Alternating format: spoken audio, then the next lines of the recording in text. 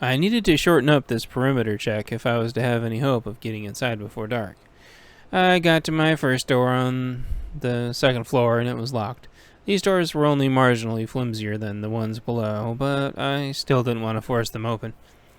It had stuck with me for a long time, the habit of not breaking an entry unless it was absolutely necessary. I treated everything as if it was mine, which is how my most revered employer had taught me. I also never knew if I would need this door intact, but I knew thinking of every eventuality and every opportunity would make this take forever. I looked ahead and behind as far as I could see on the second floor deck, and then up again, all while pointing my AR. Then I moved on. I checked a few more doors as I went, all locked. I had completely given up trying to look into the windows at this point. It was taking forever, and given the pace, there was no way I could check every door by nightfall and peer in every window. I looked up and down the deck again and checked several more doors heading towards the bow. I peered up occasionally with my AR pointed and saw nothing. I checked more doors as I went, then saw the curved outcropping where people could view the water. I decided to walk out there really quick to take a look. Once out there, I took a wider glance up at the third level. I couldn't see very well, but it looked like more of an open area. The bridge was up on the third floor also. I didn't see any stairs to the third floor. All access to that floor may be internal. I looked around for a second around the left curved hook that I was on that reached out over the ocean. I didn't have long to take it in, but it was truly beautiful here. I still hadn't seen one sign of anyone being here that I could definitively prove. Well, I take that back. I saw one spot where it looked like there was a circular shape on the deck that was maybe slightly discolored. Was it just a play on the setting sun, or had a bucket been sitting here a while maybe? I wasn't sure. I thought for a second, looking at the spot from a few different angles, and I imagined someone at the railing, fishing, trying to supplement their preserved food with fresh variety.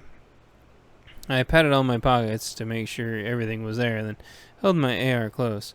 I hoped for the other person's safety that they were friendly. It was time to check the eastern side of the boat. It was significantly darker on this side, but I still didn't waste time checking windows. I looked down the deck and started walking down and checking, and they were all locked. It took several minutes to walk the entire length of the ship until I eventually got to the stern. There was another open area here that seemed to have been a small swimming pool, hot tub, and one of those swimming lanes where the water jets at you so you can swim at different speeds. They needed cleaning, though, from seeing a year of bad weather and no love. I walked back over to the starboard side to see the sun very close to sunset. I looked down the deck and then checked the last several doors until I got to that side's stairs. All were locked. I peered down to see how my Zodiac and the Anastasia were getting along, and it seemed like they had found a comfortable spot together and were huddled up for the night. That made me smile. I decided to go back to the stern of the ship to closer evaluate my options. I got back to the stern of the ship and looked around. There were no stairs to the third floor. The doors at the stern had all been locked, and a few looked like closets. There was one area by the lifeguard station. I didn't check very closely, though. In fact, I had gone around it because it was cluttered with life preservers. I stepped over the clutter that must have gotten thrown around in stiffer seas. It turned out that there was a service ladder up here to the third deck. The ladder had a locking mechanism on it that prevented people from climbing. I looked around the lifeguard area and started organizing everything where I thought it was supposed to go. I did this to try to make sense of everything both literally and psychologically. As soon as it became clear that there was a little kiosk that the lifeguard had, where their first aid kit and other tools would have gone in their station, I checked the drawers and they wouldn't open. I thought for a second and decided to push all the drawers in as much as I could. I did this to make sure none of them were open even a little bit. Sometimes the cabinet door that was slightly open prevented all of them from being open so people didn't tip them over and cause injury. I tried to open the top one, it still wouldn't open, probably locked. I tried to open the second one, it opened, but nothing was in it. I tried to open the third one, and it opened as well, and there was a key. I went to try the key in the maintenance ladder, and it didn't work. Well, what an idiot, I said to myself.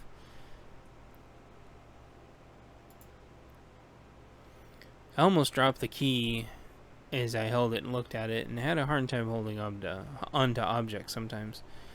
Then I took the key back to the lifeguard station and realized that there was also a keyhole there. Oh yeah, duh. I made sure the middle and bottom drawers were closed, and then I tried the key and it didn't fit. And then I tried the key the other way and it fit in just fine, but wouldn't turn. I hated these cabinets so much. I rested on the cabinet and tried to feel the key's teeth hit each pin. These cabinets were notoriously horrible. I put the key in a few times without trying to turn, left the key, and then jiggled the cabinet. My track record for breaking keys into locks was pretty high, unfortunately. I had to be really careful. I slowly turned the key and felt the entire rod turn like it was supposed to. Then I opened the top drawer and there was a new key. I took the key, which I noticed had a floater on it and looked very official. I closed the drawer and had to turn the drawer key to remove it. The entire bolt closed. I removed the key, which protested with every pin it pulled past. Then I took the key and threw it back in the bottom drawer and closed that drawer as well. I wasn't putting this important floater key back in there. It could go somewhere else for later, not trusting it to these shoddy drawers again. I skinned up the ladder with my AR and then tried the key in the maintenance ladder's locking mechanism.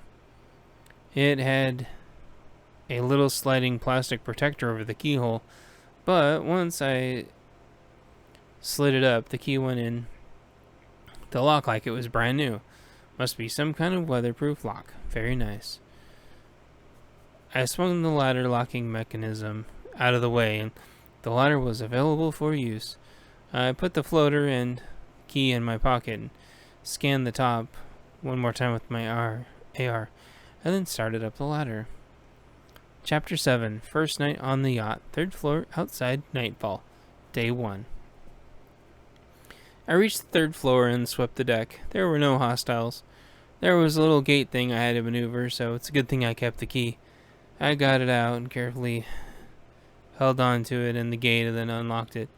It unlocked with the turn of a key and I was able to take the key back, so I put it back in my pocket. I swung the gate open and made my way onto the deck. The gate swung closed behind me and I heard it latch and I assume lock behind me. This is when I looked across the helicopter pad to the bridge and got startled to see what I assumed was my reflection or shadow looking back at me from deep into the bridge. I slightly pointed my AR at it and then away, and it didn't react. I let my AR go back to hanging. I assumed it was just my shadow or the lack of light inside the bridge playing tricks on me in the setting sun. Having lived here throughout my whole life, I knew at this point it would be dark within 20 minutes or so. Things got worse at this point because I don't know if the boat shifted or what happened. I don't know who moved first, but I got a brief wave of vertigo. The shadowy reflection may have moved towards me, or maybe I moved and assumed it was my shadow beginning to move, but not completely synchronized. The shadow inside the bridge and I, still outside, start to both move towards the door at the same time. As I begin to walk towards the door, I forget why I'm walking towards it. I start to think that I'm walking towards it because I saw my reflection and assume I had already started walking, so nature took over. Then I get a bigger wave of vertigo again as my shadow reflection stops, but I don't. I was going to stop because I was close to the door. I was much closer to the door than Mr. Shadow was, just a little. I don't think he expected me to be up here. Well, there I go, assuming people's gender, because he turned around and ran away. That gave me one last little spin of vertigo, and I decided to let him go.